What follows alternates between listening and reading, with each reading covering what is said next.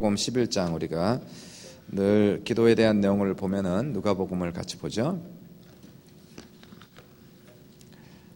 누가복음 11장입니다. 11장 1절부터 13절까지 한번 같이 읽겠습니다. 누가복음 11장 1절부터 13절 같이 한번 보도록 하죠. 유진자매님 요거 모니터 조금 울리는 것 같아요. 조금 울립니다. 거의 괜찮은데 조금만. 11장 1절부터 13절을 우리 같이 한번 교독합니다.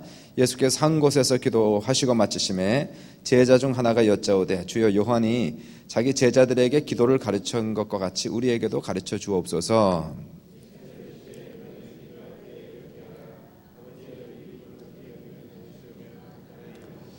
우리에게 날마다 일용할 양식을 주시옵고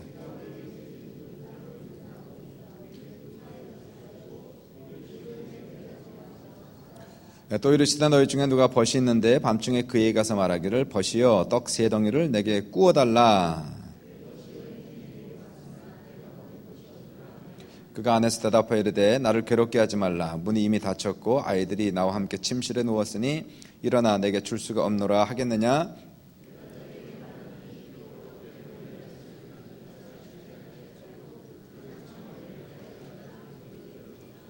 내가 또 너희에게 이르노니 구하라 그러면 너희에게 주실 것이요 찾아라 그러면 찾아낼 것이요 문을 두드리라 그러면 너희에게 열릴 것이니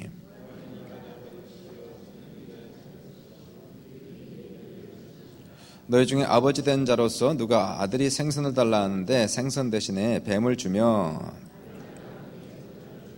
합독합니다. 너희가 악할지라도 좋은 것을 자식에게 줄 줄 알거든 하물며 너희 하늘 아버지께서 구하는 자에게 성령을 주시지 않겠느냐 하시니라. 아멘. 일전에 우리 교회 다니던 집사님 집에 한번 신방을 그때 막 오셨기 때문에 신방을 갔더니 그분이 저한테 대뜸 물어보는 게 목사님 기도를 어떻게 하는 겁니까? 이렇게 물어봤어요. 기도하는 방법을 잘 모르겠다고. 이 사람한테 물어보면은 이렇게 기도하라고 그러고 저 사람한테 물어보면 저렇게 기도하라고 그러는데 사람마다 기도하는 방법을 틀리게 가르쳐 준다고 기도하는 방법을 좀 가르쳐 달라 그렇게 해서 성경에 해답이 있습니다. 그리고는 바로 열어드렸죠. 11장 열어드리니까 11장에 제자들이 예수님께서 한 곳에서 기도를 마치시고 일어나시니까 제자 중 한 사람이 정확하게 이렇게 묻지 않습니까? 제자들이 요한이 제자들의 기도를 가르쳐 준 것 같이 우리에게도 기도를 가르쳐 주옵소서. 우리에게 기도를 가르쳐 주옵소서. 그래서 주님께서 여기에서 이제 기도를 가르쳐 주었더라고. 그러니까 집사님 이렇게 기도하면 됩니다. 여기 나온 순서대로 이 내용대로 기도하면 됩니다. 그러면은 정확하게 틀림이 없습니다. 그랬더니 크게 은혜를 받더라고요. 그때 은혜를 많이 받고 한참 은혜를 받더니 나중에 교회를 나가셨습니다. 왜 나갔는지 모르겠지만은 한참 은혜 받더니 뭐 시험 들어가지고 교회에서 어떤 교회를 나가신 분이 있는데 하여튼 정확한 그 기도의 내용을 여기서 말씀을 하고 있죠. 2절부터 4절까지가 뭐냐면 주기도문에 대한 내용이에요. 이거는 기도의 내용과 순서를 얘기하는 겁니다. 먼저 무슨 기도를 할지 그리고 어떠한 기도를 할지에 대해서 설명하고 있는 거죠. 누가복음에 나오는 것과 마태복음에 나오는 것은 거의 내용은 비슷하지만 조금 빠진 게 있어요. 여기 보시면 누가복음에는 뭐가 빠졌느냐 하면은 하나님의 뜻이 하늘에서 이루어진 것 같이 이 땅에서도 이루어지다. 이거 빠져 있고요. 그다음 맨 마지막에 다만 악에서 구원하옵소서. 대개 나라와 권세와 영광이 아버지께 영원히 있사옵나이다. 그거는 누가복음에 빠져 있습니다. 그러니까 대체적으로 내용은 먼저 하늘에 계신 아버지여 영광과 찬송을 받으시고 거룩 여김 받으시고 하나님 나라가 임자해 주옵소서. 하나님 나라를 위해서 먼저 구하라는 거죠. 그리고 나서 우리 일용할 양식을 위해서 기도하고 우리 죄사함을 위해서 기도하고 그 다음에 사단 마귀 권세로부터를 자유케 하실 것을 위해서 기도하고 모든 기도를 드리고 나서 마지막 찬송으로 기도를 마치는 것이 일반적으로 이제 기도하는 순서와 기도하는 방법인 것을 우리가 볼 수가 있게 됩니다. 그러니까 보통 이제 기도가 잘 안 되시는 분들은요, 처음에 이제 예수를 믿고 나서 기도가 잘 안 되는 분들이 있어요. 그 다음 말이 마음에는 있는데 말이 잘 표현이 안 되는 분들은 가장 좋은 방법은 주기도문을 자꾸 이렇게 반복을 하는 게 가장 좋습니다. 이 말이 내 입에 익숙해질 때까지, 그래서 내 마음에 완전히 와닿을 때까지, 소화가 될 때까지 이 그 주기도문에 있는 내용들을 끊임없이 반복하면서 자기의 기도로 만드는 것이 보통 기도를 연습하는 데는 가장 효과적인 것이고요. 또한 효과적일 뿐만 아니라 능력도 있다는 사실을 여러분이 아셔야 됩니다. 제가 이제 친하게 지내는 그 목사님 중에 이제 양경모 목사님 계십니다. 여기 순복음 방주교회 계시는데 우리 지방의 한 목사님이기 때문에 저는 지방회장으로 그분은 총무로 있기 때문에 이제 종종 이렇게 만나는데요. 그분이 한국에서 이제 교회를 하시다가 교회가 막 부흥을 하셔가지고 그래서 교회 건물을 구입을 하시고 그리고 나선 입주 예배를 드리고 나서 그 다음 주에 그 교회에 있었던 모든 부교역자들이 짜고 교회를 다 나갔다는 거예요. 그래서 그 목사님이 한꺼번에 그냥 한 대여섯 명 되는 분들이 다 나가니까 어떻게 되겠습니까? 뭐 자기 혼자만 덜렁 남았으니까. 그리고 나서 다음 주에 보니까 교인이 8명밖에 안 남더라는 겁니다. 다 나갔어요. 교인들 다 나가고. 건물은 샀습니다. 모르게지 내야 되고 뭐 등등 문제가 많은데 이분이 너무나 이 충격을 받고 어려움을 받아가지고 우리 조병호 목사님한테 가서 목사님 사정을 했더니 조병호 목사님께서 엎드려 그러시더래요. 엎드려 그렇게 말씀하시더래요. 처음에는 참 이게 참 그냥 뭐 좀 더 그 좋은 말씀을 주실까 해서 갔는데 그냥 엎드리라고 하니까 너무 당연한 말씀 아니에요. 근데 나중에 정말로 해보니까 그 길 외에는 없다는 거예요. 근데 막상 엎드리니까 무슨 기도가 나오겠어요? 정말 이게 너무 엄청난 일을 당하면은 어떻게 기도할지 뭘 기도해야 될지 모르는 겁니다. 그래서 이분이 그때 생각한 것이 콩알 기도를 드렸다는 겁니다. 콩알 기도가 뭐냐면요. 이 콩을 한 바가지 보통 한 대접 이만한 큰 대접에다가 담아놓고 자기 집사람 한 대접 자기 한 대접 담아놓고 한쪽은 빈 그릇을 담아놓고 주기도문 한 번 외울 때마다 콩 하나를 이쪽에서 빈 그릇을 옮겼다는 거예요. 다 떨어질 때까지.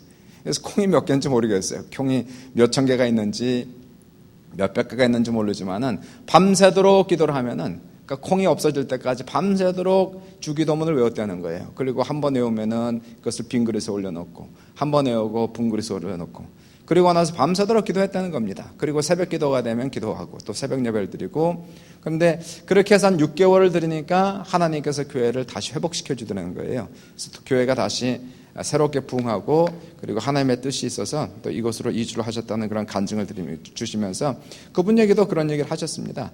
참 어려움을 처했을 때 참 이러한 어려움과 고난을 처했을 때에 다른 방법은 없고 엎드리는 방법밖에 없다는 것을 그분이 배웠고 그때 주기도문을 외웠더니 끊임없이 주기도문을 외우면서 하나님 앞에 바쳤더니 하나님께서 그 기도를 받으시고 다시 회복시켜 주셨다는 것을 말씀을 하셨습니다.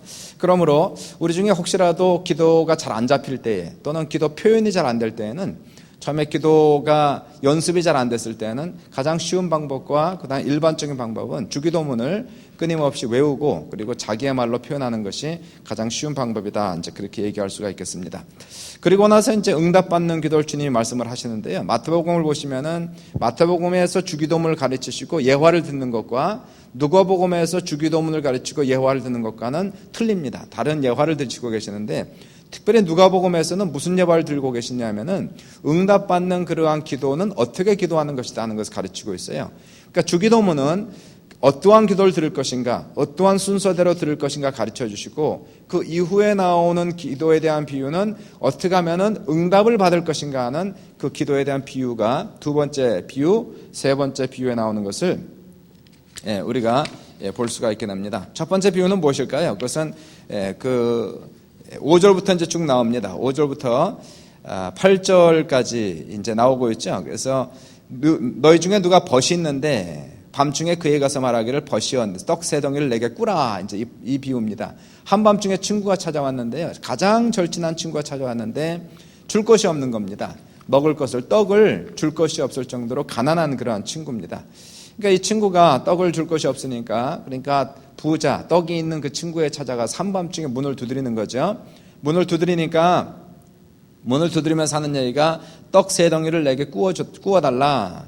그러니까 그 안에서 소리가 나는 겁니다. 그 친구가 대답하기를 나를 괴롭게 하지 말라. 이미 밤중이 되었고 문이 닫혔고 우리 식구들이 다 침소에 누웠으니 내게 일어나 줄 수가 없노라 하겠느냐? 그렇게 물어보죠. 예수님께서 말씀하시기를 비록 벗됨을 인하여 일어나 주지 아니할지라도 그 간청함을 인하여 일어나 그 요구대로 주리라. 이 비유를 하나 하시고요. 이제 응답받는 기도에 대한 첫 번째 비유를 말씀하시고 또 다시 반복합니다. 이 비유를 두 번째 반복하시면서 응답받는 기도에 대해서 얘기하기를 또 내게 이르노니 9절부터 이제 나가는 거예요. 구하라 그러면 주실 것이요 찾으라 찾을 것이요 문을 두드리라 열릴 것이니라. 구하는 이마다 받을 것이요 찾는 이가 찾아낼 것이요 두드리는 이에게 열릴 것이니라.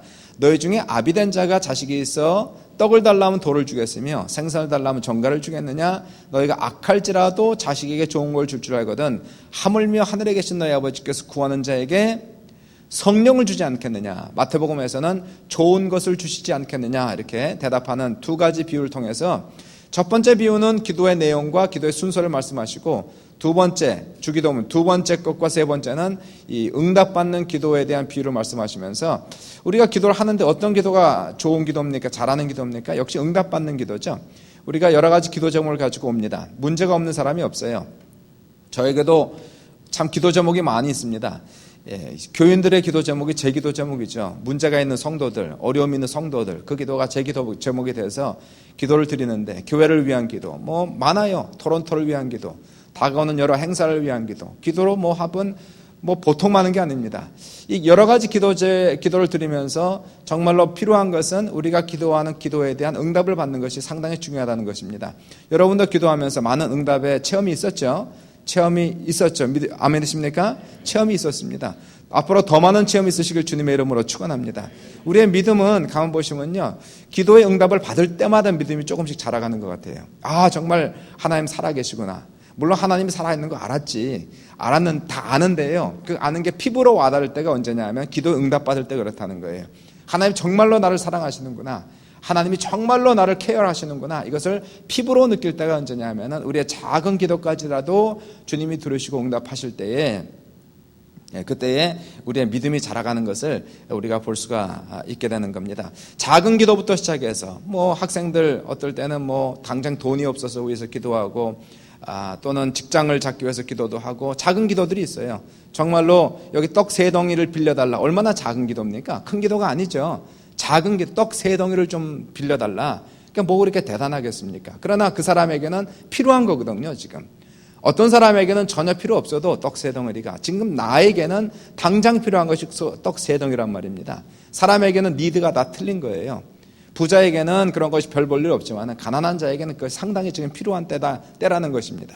작은 기도든 큰 기도든 그것이 상관 있는 것이 아니고, 하나님께서는 모든 기도를 주님이 들어 응답하신다는 것을 우리가 믿고 나아가서 기도에 대한 응답을 전부 다 받으시기를 주님의 이름으로 축원드리고, 오늘도 우리가 나와서 이제 말씀이 끝나면은 또 기도하는 시간이 되지 않겠습니까? 여러분의 소원이 무엇입니까? 여러분의 문제는 무엇입니까? 무엇을 위해서 기도하고 계십니까? 하나님께서 이 자리에 우리와 함께 있다는 걸 믿으시면 아멘 합시다. 합심해서 우리 기도할 때에 주님의 큰 은혜 가운데 또 문제 해결받고 소원 성취되는 귀한 역사가 나타날 줄 믿습니다. 두 가지만 얘기할게요. 지금 주님이 말씀하는 비유 속에서 어떠한 기도가 응답받는 기도인가? 첫 번째는요, 하나님과 친밀한 기도가 응답받는 기도라는, 친밀한 기도 따라해 보십시오. 친밀한 기도. 다시 한번 친밀한 기도. 첫 번째 비유를 보시면, 첫 번째 비유에서는 하나님을 무엇이라고 칭하고 있습니까? 하나님과의 관계를 지금 무슨 관계로 지금 비유를 하고 있어요? 무슨 관계입니까? 무슨 관계예요? 벗의 관계요. 친구의 관계로 지금 얘기하지 않습니까? 또 이르시되 너희 중에 누가 벗이 있는데 밤중에 그에 가서 말하기를 벗이여 떡 3덩이를 내게 구워달라. 내 벗이 여행 중에 내게 왔으나 내가 먹일 것이 없노라 하면, 여기서 지금 하나님은 우리가 기도하는 대상자, 우리가 기도와 간구로 올려드리는 분, 그분을 지금 벗으로 지금 표현하고 있습니다. 그러니까 그분을 친구로 지금 지칭을 하고 있는 모습을 볼 수가 있게 되고요. 친구보다 더 가까운, 좀 정감이 가는 그러한 벗이라는 단어로서 한국 성경은 번역을 지금 하고 있고요. 두 번째 비유에서는 하나님을 누구로 지금 지칭하고 있습니까? 두 번째 비유를 쭉 보시면 맨 뒤를 보시니까 뭐라고 지금 지칭을 하고 있어요? 뒤쪽에서 하나님을 아버지로 얘기하고 있지 않습니까? 그렇죠? 너희 중에 아비가 있어 아들이 떡을 달라면 돌을 주겠으며 생선을 달라면 정갈을 주겠느냐? 너희가 악할지라도 자식에게 좋은 걸 줄 줄 알거든 하물며 너희 천부께서, 하늘에 계신 너희 아버지께서 구하는 자에게 좋은 것을 주시지 않겠느냐라는 아버지로 지금 표현을 하고 있습니다. 그러니까 이 관계를 가만 보시면은 친밀한 친구와의 관계 또는 친밀한 아버지와의 관계로서의 그 파운데이션 앞에서 지금 기도를 올리고 있는 것을 우리가 볼 수가 있게 되는 겁니다. 살다 보니까요, 참 중요한 것이 많지만은 관계처럼 중요한 것이 없고, 그런 말이 있죠. Relationship is everything, 그렇게 얘기합니다. 관계가 전부다, 그런 얘기를 해요. 정말로 그런데요, 살다 보면서 점차적으로 우리 네트워킹이 점점 넓어지거든요. 넓어지는데 우리가 얼마나 관계를 두텁게 그리고 깊게 넓게 사귀느냐가 만드냐 결국 자기의 성공과 실패를 좌우하는 경우가 상당히 많다는 것을 우리가 볼 수가 있게 됩니다. 저도 이제 토론토에서 한 상계 벌써 몇 년 살았습니까? 32년 살았지 않습니까? 목회만 해도 26년을 했어요. 그래서 32년 살고 목회는 86년부터 했으니까 26년째 지금 목회를 지금 하고 있으면서 제가 관계를 지금 목사님들과 쭉 쌓고 있는데 오랜 세월 지금 관계를 쌓아왔죠. 그래서 여러 교단에 있는 목사님들, 저 뭐 꼭 순복음 목사님들은 당연히 같은 교단이니까 지방에서 만나고, 총회 가면 총회 목사님들하고도 쭉 만나고요. 한국에 가면은 또 선교사님들하고 만나고 쭉 만나고, 이렇게 관계가 좀 폭이 좀 이렇게 있고, 그것뿐만이 아니라 이제 교단을 초월해서 저는 교단 관계 없으니까요, 다 이렇게 만나서 사귀어요. 잘 사귀고, 그래서 그분들과 좋은 유대 관계를 잘 맺고 있습니다. 저를 싫어하는 사람은 거의 없습니다. 몇 사람 빼고. 몇 사람 이렇게 있어요. 몇 사람 있는데 저 싫어하는 사람이 있으면 속으로 그러지, 싫으면 간두라고 그러지, 어떡하겠어요. 사람들 다 입맛에 맞출 수는 없으니까 몇 사람 그냥 싫어하는 사람이 절 있습니다. 그러나 대부분 95% 이상은 목사님들 관계가 아주 상당히 좋은 그러한 관계 속에 있거든요. 그러니까 이제 목사님들과 관계가 있다 보니까 그분들이 저한테 여러 가지 청탁도 하고 설교 와서 해달라는 그러한 얘기도 하면은 또 가서 설교도 이렇게 하고요.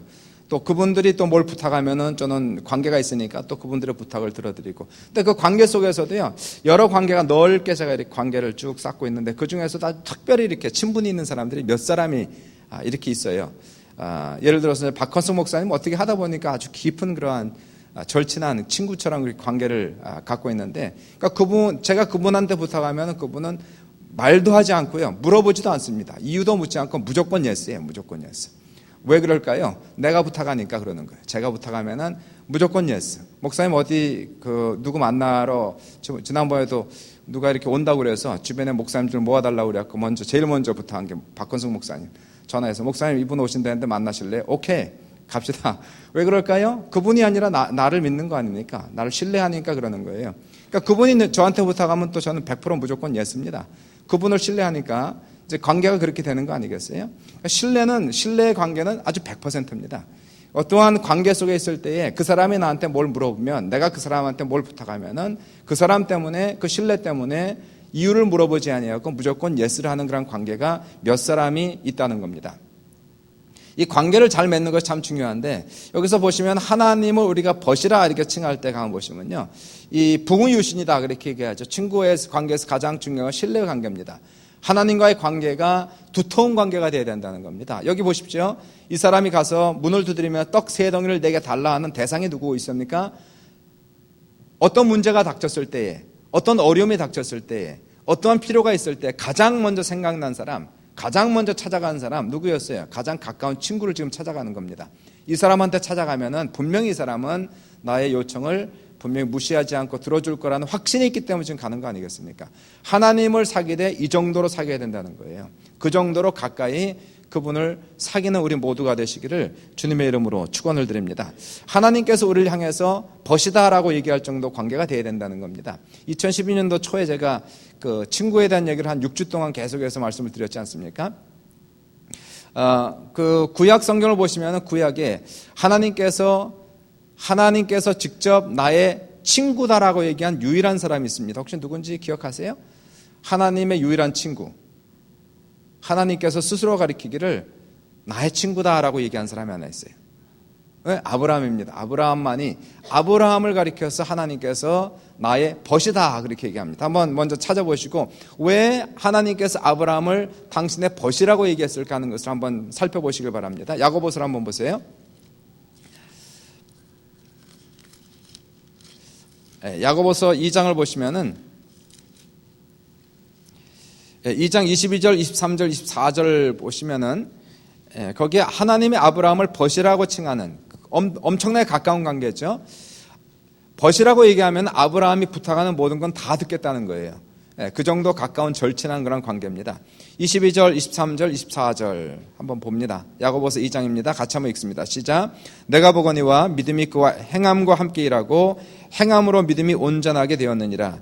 이에 성경에 이른바 아브라함이 하나님을 믿으니 이것을 의로 여기셨다는 말씀이 이루어졌고 그는 하나님의 벗이라 칭함을 받았나니 이로보건대 사람이 행함으로 의롭다 하심을 받고 믿음으로만은 아니니라. 보세요. 그럼 이 본문을 통해서 하나님께서 아브라함을 의라고 칭하신 것, 하나님께서 벗이라고 칭하신 두 가지는 무엇이었을까요? 두 가지입니다. 믿음과 뭡니까? 순종이라는 거예요. 믿음과 순종.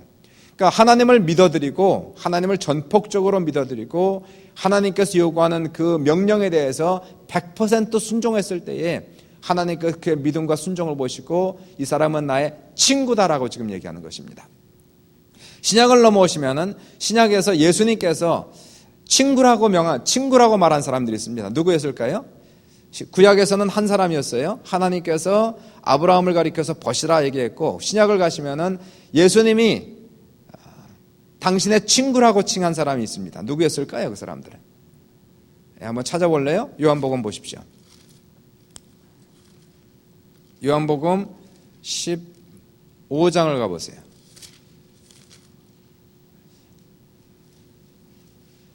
15장 14절과 15절 한번 보십시오. 15장 14절과 15절 보십시오.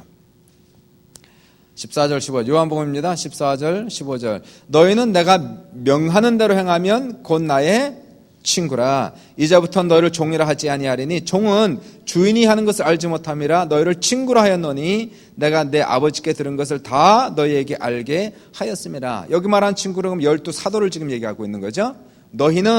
너희는이라고 얘기하는 지금 이 주님이 15장에서 얘기하는 이 말씀의 대상은 물론 가룟 유다를 제외한 사람이겠죠. 11명이 되겠죠. 11명에게 지금 얘기를 하고 있는 겁니다. 너희는 내 친구라. 근데 조건이 있습니다. 조건이 14절 보니까 뭐가 조건입니까? 내가 명하는 대로 행하면 곧 나의 친구다 얘기하는 거예요. 그러니까 여기서 주님의 친구가 되기 위해서 제일 중요한 것은 무엇일까요? 내가 주님을 향해서 백날 주님은 나의 친구입니다 얘기해봐야 그게 중요한 것이 아니라 주님께서 말씀하시기를 네가 나의 친구다라고 얘기하는 것이 중요한데 그 조건은 주님의 순종인 것을 볼 수가 있게 돼요. 14장 21절에도 요한복음 14장 21절도 보시면 나의 계명을 가지고 지키는 자라야 나를 사랑하는 자니 나를 사랑하는 자는 내 아버지의 사랑을 받을 것이요 나도 저를 사랑하여 그에게 나를 나타내리라 이렇게 말씀하고 있는 것을 볼 수가 있게 됩니다. 이 하나님의 벗이 되기 위하여 또 예수님의 친구가 되기 위해서 중요한 것은요. 그래서 이 기도 속에서 우리가 기도의 능력이 나타나려면은 주님과의 관계가 친밀해야 된다는 겁니다. 어느 정도로요? 벗처럼 친구처럼. 내가 아무리 친구라고 얘기한들 그것이 중요한 것이 아니라 주님이 볼 때에 우리가 자, 쟤는 나의 친구라고 얘기할 정도가 돼야 되는데요.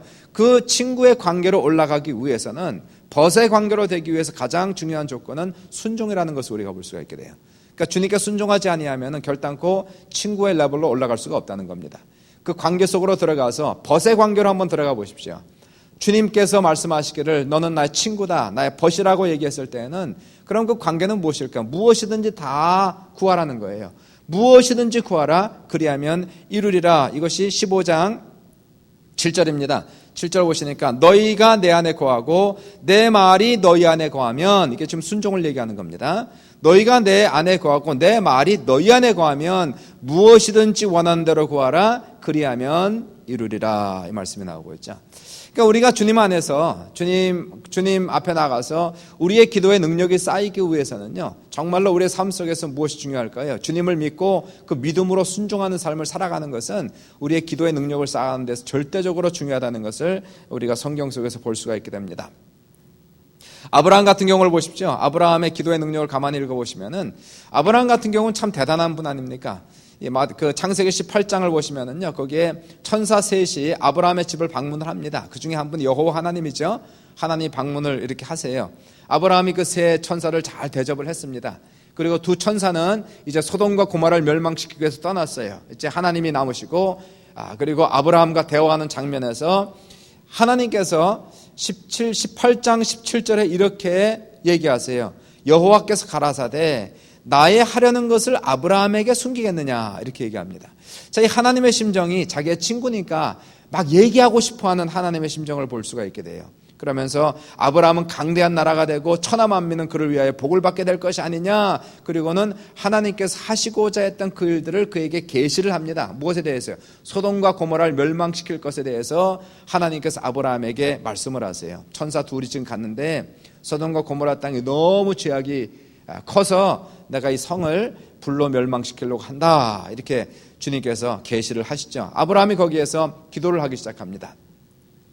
하나님께 담대하게 기도합니다. 아주 담대하게.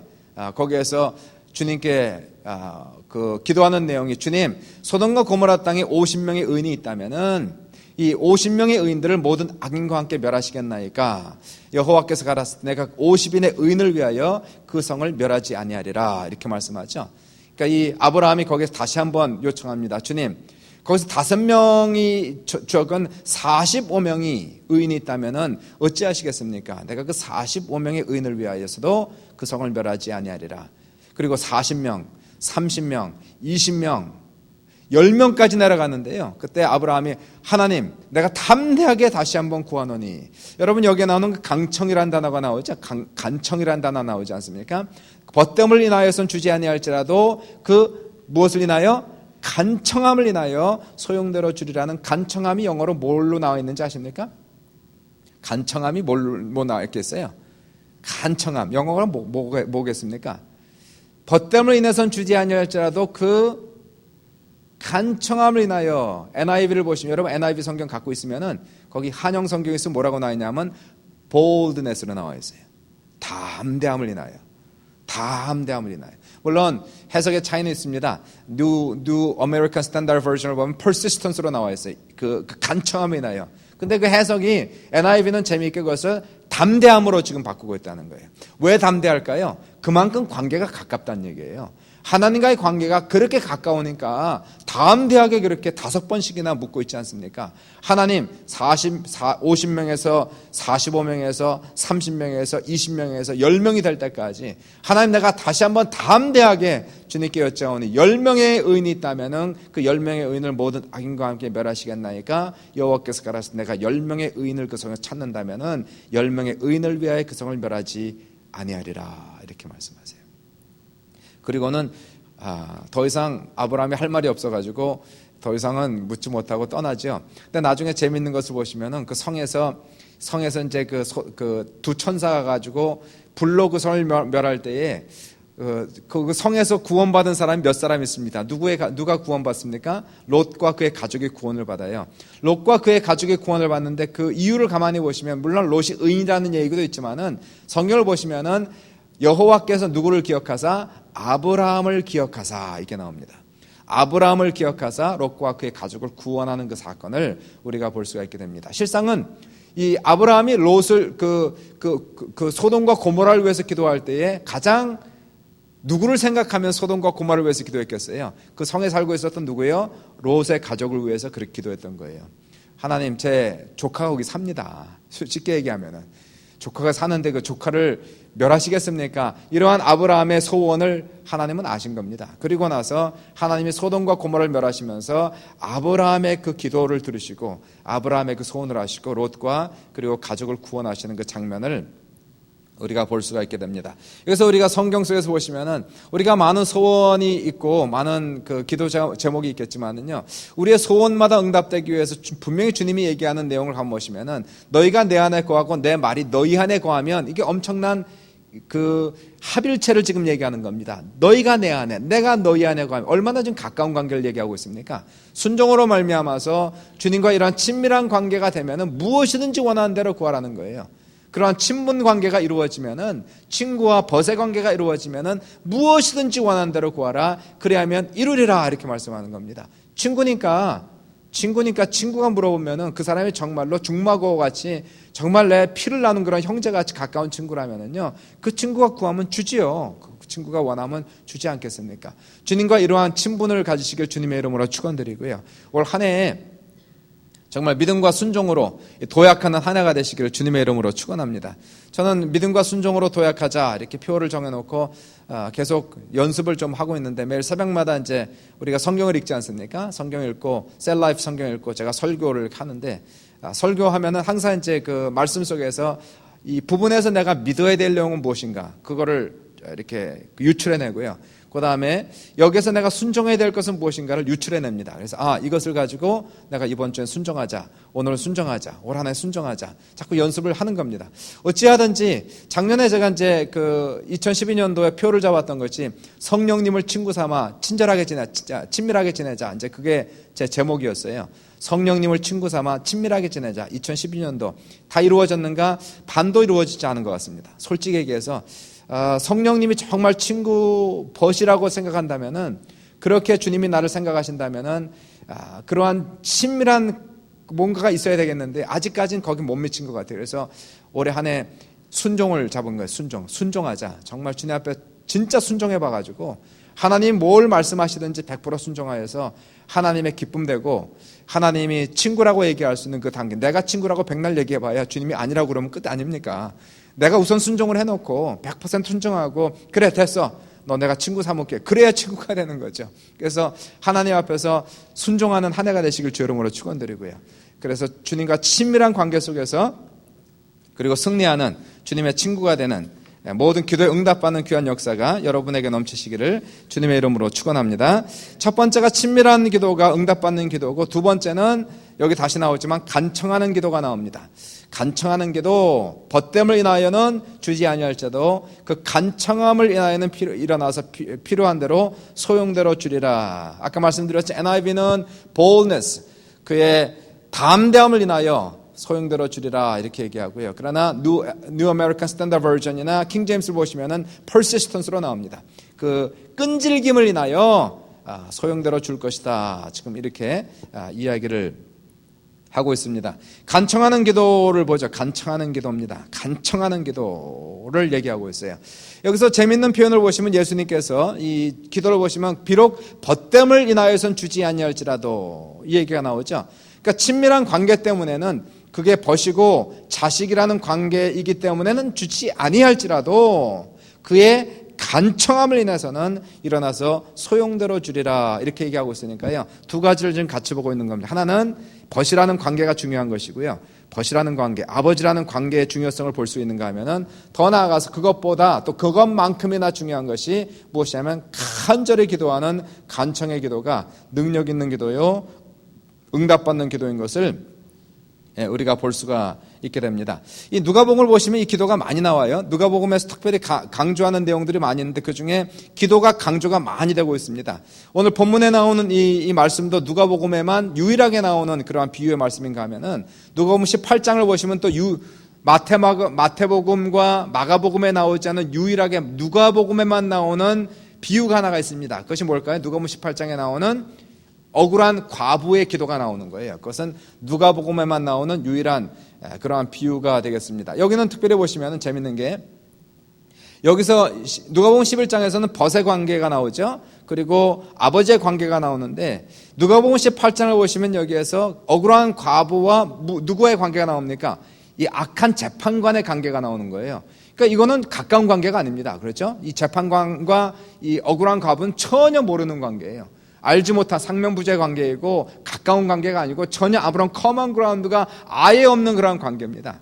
근데 이 억울한 과부가 자기에게 억울한 사정이 있어가지고 도저히 어떠한 방법으로도 문제 해결을 못하고, 그 동네에는 오직 재판관만이 문제를 해결할 수가 있기 때문에 아침이면 아침마다, 저녁이면 저녁마다 그 재판소 앞에 나가가지고 그 재판관이 들어갈 때마다 나갈 때마다 하루 종일 거기 서서 내 억울한 사정을 들어주소서. 두 말도 안 해요. 내 억울한 사정을 들어주소서. 울면서 내 억울한 사정을 좀 들어주소서. 이 사람이 하나님은 두려워하지 아니하고 사람은 무시하니까 이 여인의 기도를 듣겠습니까? 돈도 없는 여자 무슨 기도를 듣겠어요? 듣지 않고 있다가 나중에 하도 귀찮게 하니까, 하도 이 여자가 와서 그렇게 간청을 하니까 나중에는 노이로제에 걸리는 겁니다. 그러면서 이 사람이 했던 얘기가 뭘까요? 내가 하나님은 두려워하지 않고 사람은 무시하지만 이 여자가 나를 번거롭게 하니, 그 표현이 나와요. 주님의 직접적인 표현입니다. 이 여자가 나를 번거롭게 하니 그 사정을 들어주리라 이렇게 얘기해요. 그리고 주님이 결론을 맺는 것이 뭡니까? 이 악한 재판관의 말을 들어보라. 하물며 너희 천부께서 이 택하신 자들의 억울한 사정을 속히 들어주지 않겠느냐 이 말씀을 하십니다. 억울한 사정을 속히 들어주지 않겠느냐. 그러니까 이 표현을 가만 보시면요, 그 주님이 말씀하는 벗됨을 인하여 주지 아니할지라도 그 간청함을 인하여서는 소용돌아 주려는 그 비유가 정확하게 나오는 거예요. 이 악한 재판관의 관계 속에서 보시면은 이 악한 재판관 전혀 관계가 없습니다. 아무런 상면부재의 관계이지만은 이 여인이 끊임없이 간청하여 기도했더니 이 악한 재판관이 그 사정을 들어줬다라고 얘기하면서 주님이 하셨던 말씀이 이 악한 재판관의 말을 들어보라. 하물며 너희 천부께서 택하신 자들의 억울한 사정을 들어주지 않겠느냐 이 말씀이 나가는 거예요. 그러니까 참 중요한 것이 우리가 예수님을 믿되 친밀하게 믿는 관계가 중요한가 하면은 또 하나님 앞에 우리가 간절히 부르짖어 기도하는 이 기도는 상당히 중요한 능력 있는 기도인 것을 우리가 볼 수가 있게 됩니다. 우리가 한 가지 간청하는 기도에서 오해하지 말아야 되는 것을 보시면은 간청, 강청이다 이런 걸 들어보시면 어떤 그림이 생각납니까? 혹시 여러분 이렇게 애들이 막 칭얼거리는 거 보셨어요? 막 애들 뭐 달라고 칭얼거리고 떼쓰고 그냥 울고, 어떤 애들은 막 그냥 어디 가게 가면 뭐 사달라고 그러면 안 사주면 어떡합니까? 들어눕는 애들이 있어요. 참 그런 자식을 둔 부모가 창피하지. 얼마나 그런 정말 들어누워요. 그러면 그런 애들 어떻게 해야 될까요? 그런 애들은 그냥 패야 돼. 그런 애들은 막 때려야 돼요. 그거 그렇게 키우면 안 돼. 그런 애들은 막 키우면 안 돼요. 그건 잡아야 돼. 확실히 잡아가지고 버릇을 제대로. 물론 거기서는 때리면 안 되죠. 그러니까 거기서는 사탕주 집에 가서 잡는 거예요. 그때는 확 잡아가지고 귀를 꺾어놔야지. 그게 버릇 없게 되겠어요. 그런 게 간청이 아니라는 겁니다. 그런 게. 그런 식으로 하나님 앞에 막 떼를 쓰고 울고 불고 하나님 사정을 바꿔놓고 생각해 보세요. 막 그냥 뭐 원망 불평하고 그냥 그게 간청이라고 생각하면 잘못됐다는 거예요. 그건 간청이 아닙니다. 그렇게 간청하면 하나님이 들어주실까? 들어주실 수도 있어요. 그렇게 간청하면은. 그런 식으로 막 떼를 쓰고 인간적으로 막 울고 불고 원망하고 불평하고 하나님 입장을 바꿔놓고 생각을 해보란 말이에요. 막 침을 튀기면서 이를 갈면서 하나님 앞에 그렇게 대적하면은 하나님이 들어주실 수도 있습니다. 개한테 막 음식 던지, 자 먹어라 먹어 이렇게 던질 수도 있다는 얘기예요. 성경을 보시면 그런 케이스가 있어요 없어요? 있어요. 어디 나옵니까?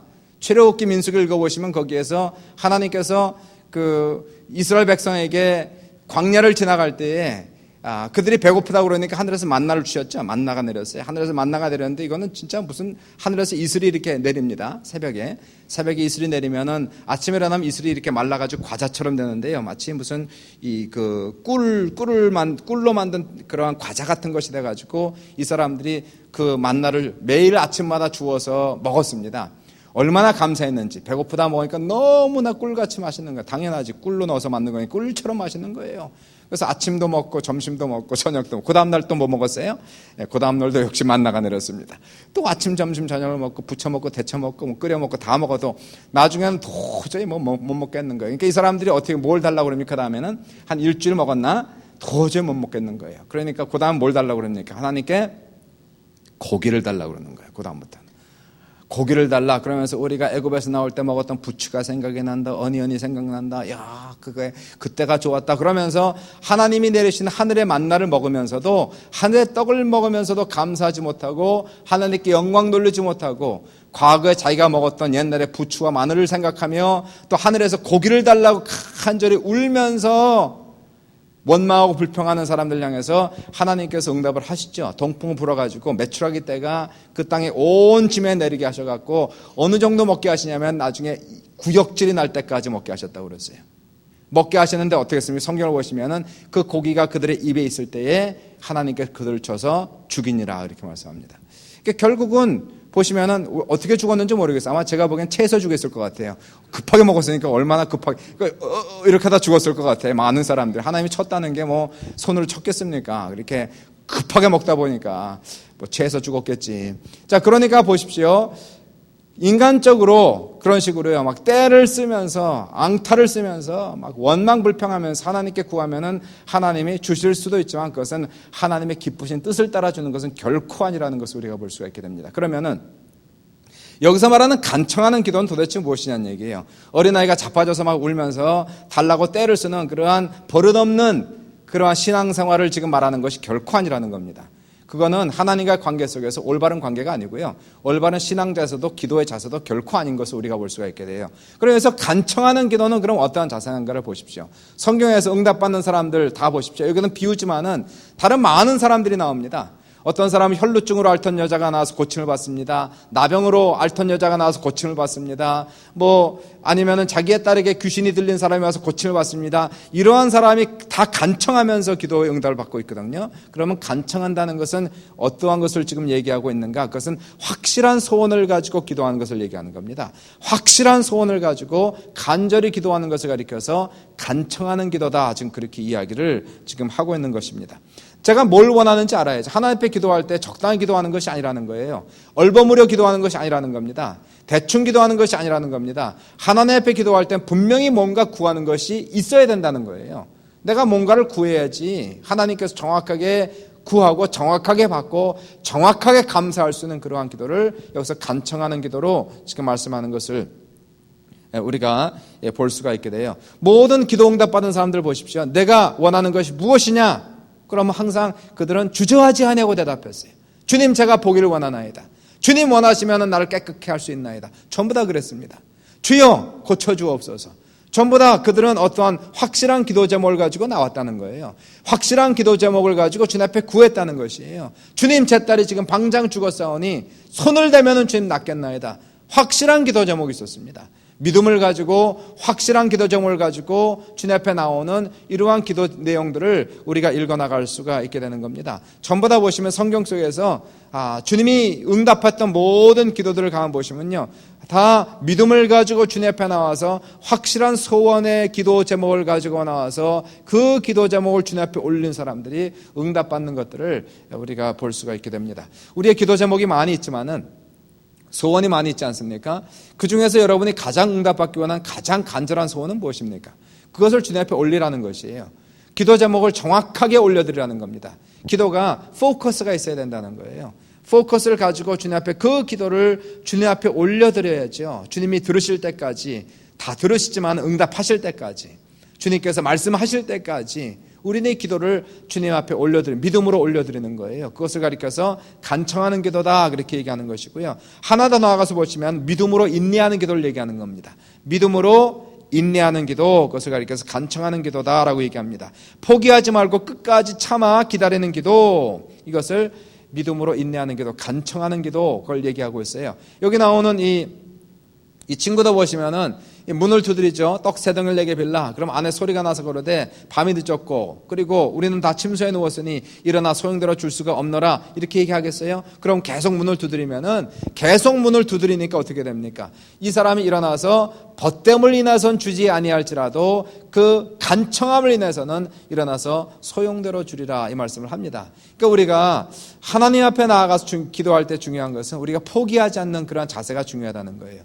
포기하지 않고 주님 앞에 끝까지 기도하는 자세, 주님 앞에 올려드리는 그 자세를 갖는 것은 너무나 중요하다는 것입니다. 사도행전 1장 4절도 보시면 이 말씀이 나가죠. 너희는 예루살렘을 떠나지 말고 내게 들은 바 아버지의 약속하신 것을 기다리라. 기다리는 것을 얘기하는 거예요. 간청은 기다리는 자세가 반드시 필요하다는 것입니다. 기다리라는 거예요. 기도하고 기대하고 기다리면서 하나님이 언제까지? 그 성령의 충만함을 줄 때까지 기다리라.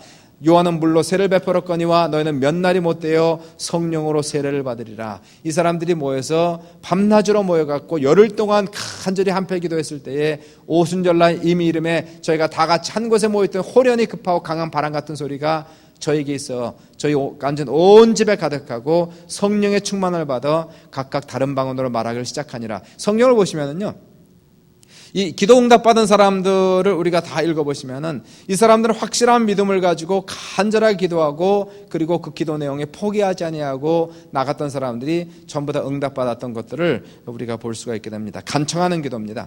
오늘 본문에서 주님께서 이 주기도문에서는 기도의 내용과 기도의 순서를 말씀하시고 주님이 특별히 관심 있게 얘기했던 건 뭐냐면은 이 제자들에게 기도하되 응답받는 기도를 배우라는 거예요. 응답받는 기도를 배우라 이 말씀하면서 두 가지 비유를 주시는 것을 우리가 반드시 기억을 해야 됩니다. 이 기도 속에서 다시 한번 결론을 내리면서 마무리하자면요. 첫 번째는 친밀한 기도를 드리는 이 기도가 되어야 됩니다. 주님을 점점 가까워져야 됩니다. 주님 앞에 나아가는 것이 정말로 친밀한 관계가 되어서 주님이 나를 벗이라 친구라 얘기할 수 있는 순종의 관계가 되시기를 주님의 이름으로 축원드리고요. 주님 앞에 그 기도 제목을 가지고 나아가서 간절히 기도할 때 기도에 응답받아가지고 기도의 응답을 받아서 모든 사람들의 간증이 넘치는 귀한 역사가 나타나시기를 주님의 이름으로 축원을 드립니다. 주님의 이름으로 축원합니다. 2013년도 한 해에 우리가 믿음과 순종으로 도약한 하나가 되어야 되겠죠. 우리가 기도할 때도 믿음과 순종으로 우리가 기도하고 2013년도 한 해에 좋은 일이 있을 줄 믿습니다. 기적이 나타날 줄 믿습니다. 각자에게 하나님의 놀라운 역사가 나타날 줄 믿으면서요. 우리의 기도 속에서도 하나님이 응답하는 놀라운 체험을 우리 모두가 가지시기를 주님의 이름으로 축원합니다. 주의 이름으로 축원합니다. 기도하겠습니다.